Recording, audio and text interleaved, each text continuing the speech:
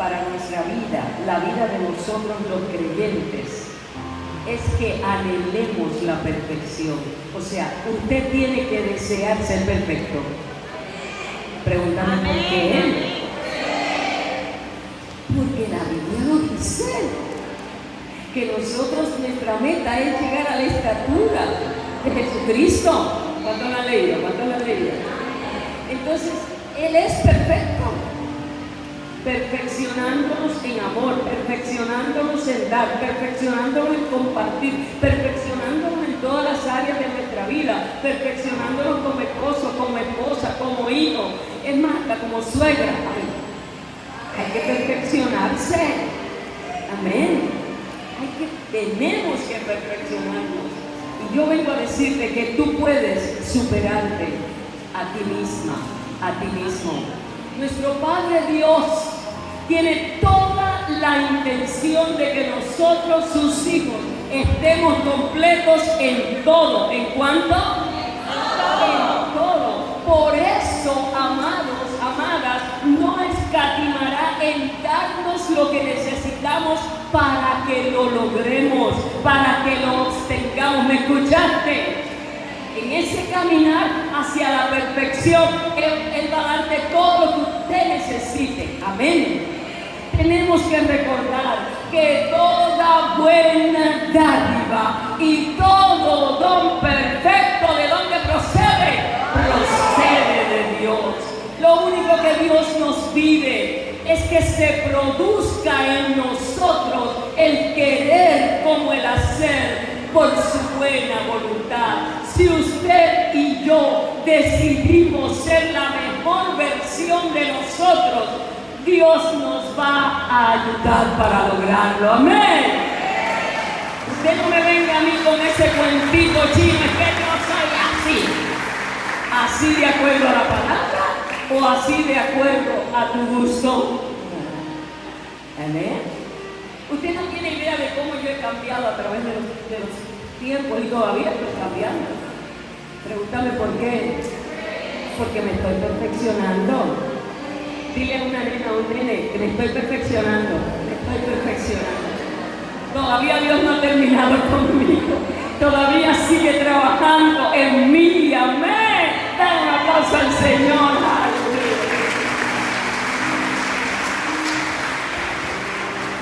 Y yo creo que nosotros miremos la palabra y veamos este interesante ejemplo registrado en el libro de los Hechos de los Apóstoles, y nos referimos a un discípulo llamado Apolos. Se encuentra en Hechos capítulo 18 y vamos a leer del verso 24 al 28. Ok, yo voy a leer uno y usted va a leer otro. Dice: llegó entonces a Éfeso un judío llamado Apolos, natural de Alejandría, varón elocuente, poderoso en las Escrituras. Ustedes, lean. En el camino del Señor, lean. Diciendo.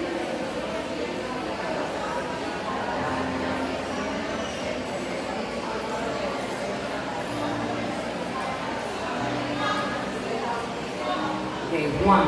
Aquí yo creo que quizás hayan casi 200 personas, posiblemente haya más. Entonces yo quiero escuchar 200 personas leyendo. ¿Está bien? Toca así a alguien que se te está durmiendo al lado.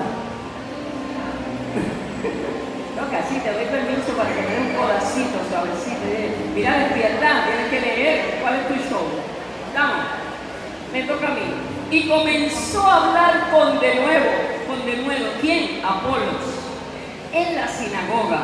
Pero cuando lo oyeron Priscila y Aquila, le tomaron aparte y le expusieron más exactamente el camino de Dios. O sea, no lo avergonzaron en público, lo llamaron, como dice ahí, aparte. Ahora ustedes.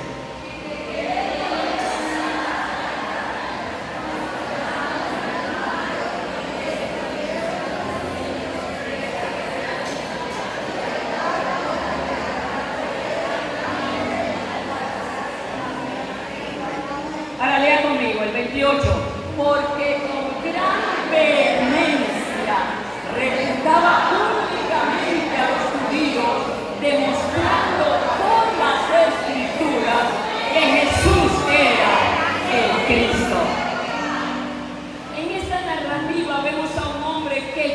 quiso perfeccionar lo que él ya tenía. Desde que conoció a Jesús, se destacó desde el principio como un poderoso predicador, era elocuente, era bueno, pero eso no basta. Ser elocuente, tener carisma, no basta. Hay que ser elocuente, pero con el mensaje correcto. ¿Me escucharon? Hago un paréntesis para decirte, no te dejes llevar por la elocuencia, que por eso muchos han caído en falsa doctrina, en errores, porque se dejan llevar por la elocuencia y piensan que la elocuencia viene de Dios. No, si no está basado en lo que dice aquí, nada que ver. ¿Alguien debe decir amén? Hay que ser elocuente, pero con el mensaje correcto. Y aparentemente Apolos fue salvo y se apasionó por ser testigo del mensaje del Evangelio, pero había aprendido solo una parte. Le faltaba ser equipado con todo el conocimiento. Y qué hermosa actitud de este hombre de Dios. Quizás él atraía más oyentes que otros de los discípulos o maestros de la palabra, fíjate. Pero este hecho no lo excusó para ratificar o rectificar, debo decir, lo que había aprendido mal y añadir lo que le faltaba. ¿Alguien me está siguiendo? Cuando Aquila y Priscila le hicieron notar que su enseñanza no estaba completa, él decidió aprender lo que le faltaba de este glorioso evangelio, lo que le faltaba aprender. Pregúntame por qué. Porque él quería por sobre todas las cosas ser un testigo fidedigno de la verdad. Amén.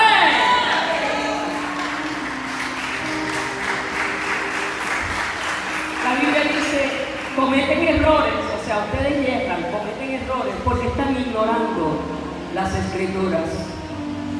Y dice en otra expresión, mi pueblo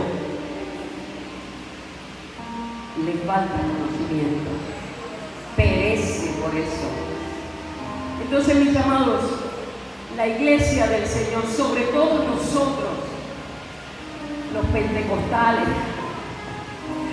que se nos anima desde el altar todo el tiempo a leer la palabra, porque en otras iglesias nada que ver, y ahora ni siquiera se carga la palabra, ahora todo está escrito acá, y no estoy censurando eso, eso es una buena costumbre, tenemos que estar con la época, ¿no? Pero este libro hay que leerlo. ¿Cuántos lo tienen aquí? ¿Cuántos lo tienen aquí? Levántalo, levántalo. ¡Wow! ¡Qué hermoso! Creo que estamos en un buen lugar. Pero no solamente tenerlo y cargarlo, es leerlo. Amén. Y con el maestro al lado.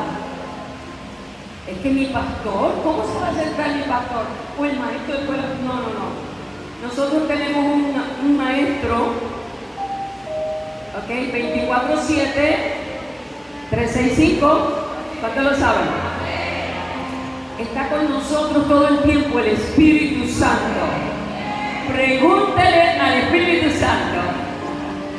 Este año pasado, comencé en mayo del año pasado a leer una Biblia que me compré, nueva versión internacional. Estoy leyendo diferentes versiones de la palabra y le tocaba el turno a la nueva versión internacional y escuché a un intercesor enseñar que no hay nada como orar con la palabra. Y le dije, oh, really? Is that true? That is true. Lo comencé a experimentar y comencé a leer la Biblia y a orar.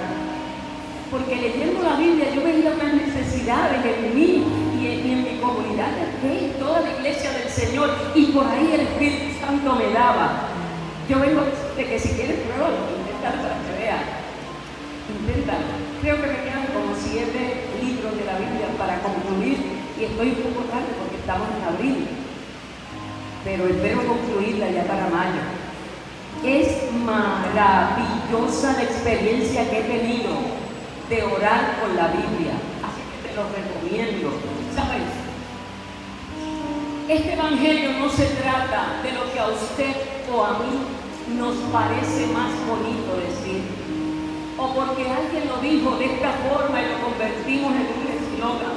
Este evangelio se trata de la verdad del cielo, que no cambia, porque es inmutable y es inalterable. Este es el mensaje del evangelio de una forma sencilla, que Dios se encarnó, se hizo hombre en su Hijo Jesucristo y vino a morar con los hombres para darnos salvación. Que el hecho de ser igual a Dios no fue motivo para él aferrarse, sino que se despojó a sí mismo y cumplió con la encomienda recibida del Padre. De hecho, yo no sé si usted lo sabe o se ha dado cuenta que lo han enseñado, pero Jesucristo vino a este planeta Tierra con un libreto y Él no faltó, Él cumplió todo lo que me dijo mi Padre, yo he hecho. ¿Y cómo estamos nosotros en la iglesia? ¿Estamos cumpliendo? Usted y yo no nos podemos inventar otra cosa que no esté aquí. Tenemos un libreto y hay que seguir. Hay que seguir. Sin faltar, sin faltar. En el pasaje que leímos, vemos a Apolo, un discípulo de Alejandría, ciudad de Egipto, llegando a Éfeso. ¿Y qué pasó allí? Allí se encontró con Aquilas y Priscila. Y este matrimonio llegó a ser íntimo de Pablo. Pablo los conoció a Apolo y a Priscila en Corinto. Y ellos llegan a Italia porque el emperador Claudio hizo que todos los cristianos salieran del país. Entonces Aquila y Priscila deciden establecerse en Corinto y abrir su empresa. Como eran constructores de tiendas, que era el mismo oficio del apóstol Pablo, Pablo se quedó con ellos y trabajaban juntos, y usted se podrá imaginar lo que pasó.